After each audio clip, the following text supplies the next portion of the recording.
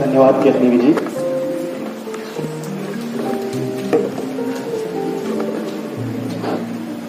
विद्या की देवी मां सरस्वती को चरण स्पर्श नमन करते हुए नमन करता हूं मां नंदा की पूजनीय और पवित्र धरती को।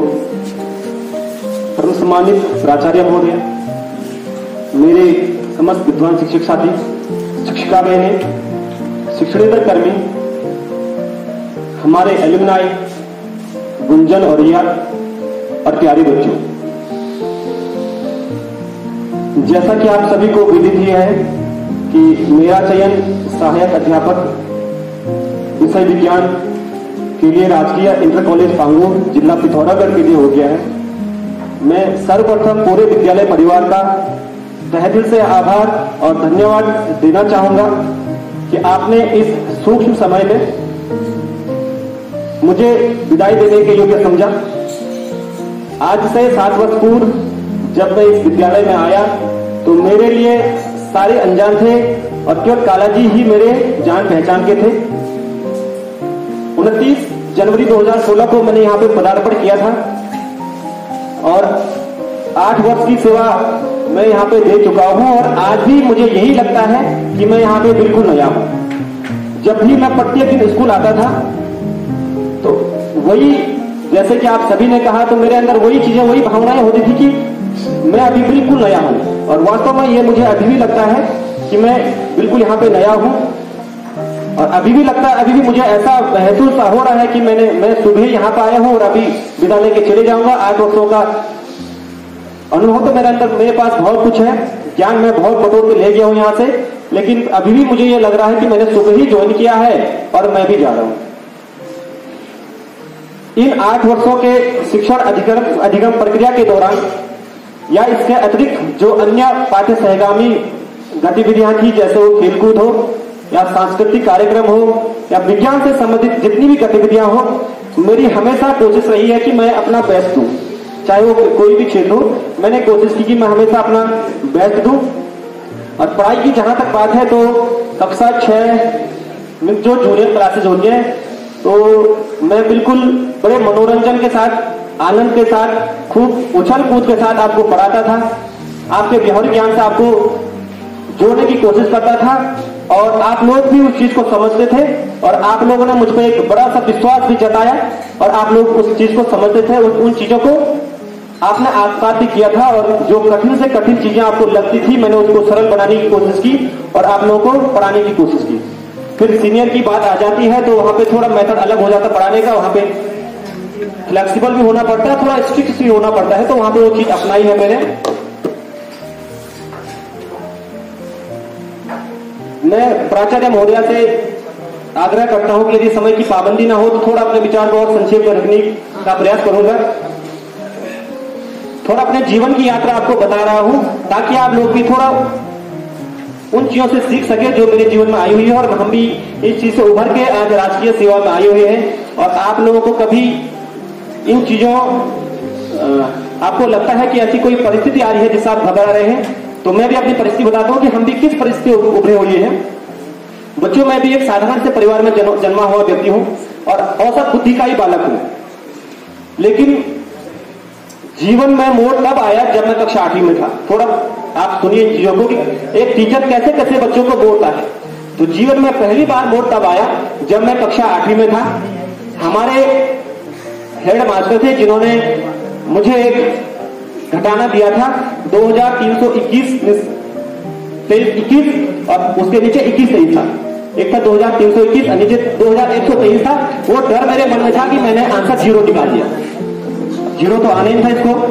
मेरे मन में इतना डर था कि मैंने कई बार आपको क्लास में ये बात बताई हुई होगी और आप ही हमारी बातें याद रखेंगे। तो मैंने उसका आंसर 0 निकाल दिया।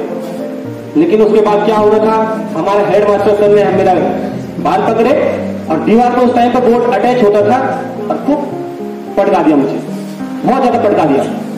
लेकिन वही दिन था मेरे लिए। देखो, कुछ चीजें हमेशा याद रहती हैं। मैं उन पूजनीय गुरुजी को आज भी बहुत याद करता हूँ। क्लासेस में हर बार बताता हूँ। आपको शायद उनका नाम याद होगा, कोई बता सकता है? अगर है आपको याद तो बताइए।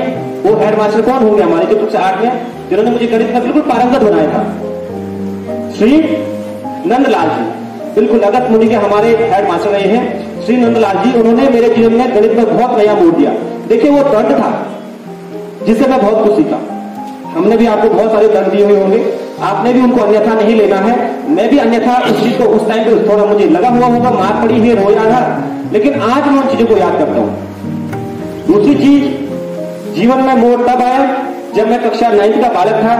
हमारे विज्ञान के शिक्षक थे श्रीमान टी.एस. चौहान जी, उन्होंने हमें विज्ञान के कुछ कंटेंट पढ़ाए थे और याद करने के लिए नहीं दिया, और मैं भी गलती से उस दिन याद करके चले गया स्कूल। मतलब याद करने के लिए नहीं करते थे, गांव में नहीं हो पा रही चीजें, बहुत सारी जिम्मेदारियां थी हो जाती थी, और मैं भी याद करके चले गया।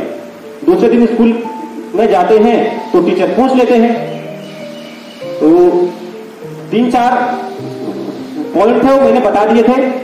सारी क्लास खड़ी हो जाती थी, तो जब आदमी बताता है थोड़ा एक कॉन्फिडेंस भी आता है, मैंने बता दिया था वो चीजें। उनके शाबाश में पता नहीं ऐसी क्या ऊर्जा निकल गई उनके शाबाश बोलने पे या गुड बोलने पे, कि मुझे लगा कि उनके अंदर जितना ज्ञान था वो मेरे अंदर आ गया।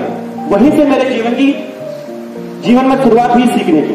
वो जो वर्ड था शाबाश या वेरी गुड, या उन्होंने जो मुझे मोटिवेट किया था उसमें पता नहीं ना जाने क्या ऐसी ऊर्जा थी, तो मुझे लगा कि उनके अंदर जितनी भी ऊर्जा है वो मेरे अंदर आ गई। तब से मुझे पढ़ाई में मन लग गया, पढ़ने की कोशिश की, बहुत अच्छा करने की कोशिश की, और पढ़ाई में अव्वल गिरे। उसके बाद पढ़ाई में अव्वल गिरे। थोड़ा जीवन की यात्रा को और आगे ले जाना चाहता हूं। मैंने सोचा था कि नहीं बताऊंगा, लेकिन मन करा कि बता दूं आपको। 9th के उपरांत परिस्थितियां बिगड़ गई, बहुत परिस्थितियां बिगड़ गई थी।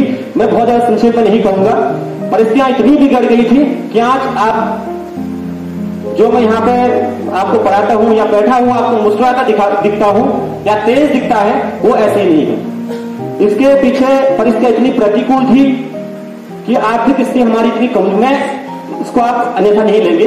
मेरा कहने का मतलब ये था कि यदि आपके पास आपके साथ कभी ऐसी चीजें होती है तो आपको भी उभरना है। तो परिस्थितियां इतनी प्रतिकूल हो चुकी थी, आर्थिक स्थिति इतनी कमजोर हो चुकी थी कि हमारे पास खाने के लिए पैसे नहीं बचते थे, क्योंकि पारिवारिक स्थिति बहुत बिगड़ गई थी। पापा जी का स्वास्थ्य बहुत खराब हो गया था, तो इधर उधर से जैसे करके पारिवारिक स्थिति बहुत बिगड़ गई थी, और पढ़ाई में थोड़ा अव्वल था। तो हमारे जो टीचर्स थे उन्होंने मुझे कपड़े, कॉपी, किताब, पेन, जो भी चीजें हैं उनको खरीद के मुझे दिया था।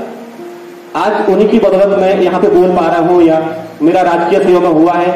देखिए परिस्थितियां बहुत प्रतिकूल हुआ करती थी, हमारे मतलब ऐसी स्थिति आ गई थी कि पढ़ने के लिए लायक नहीं बचे हुए थे, लेकिन संघर्ष किया, कोशिश की, पढ़ा लिखा, जैसे जैसा आज आपके सामने खड़े हैं यहाँ पे।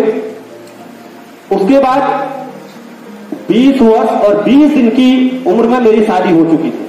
आप ही थोड़ा अनुमान लगाइए कि 20 वर्ष का था मैं, और 20 वर्ष और 20 दिन हो रहे थे मुझे मेरी शादी हो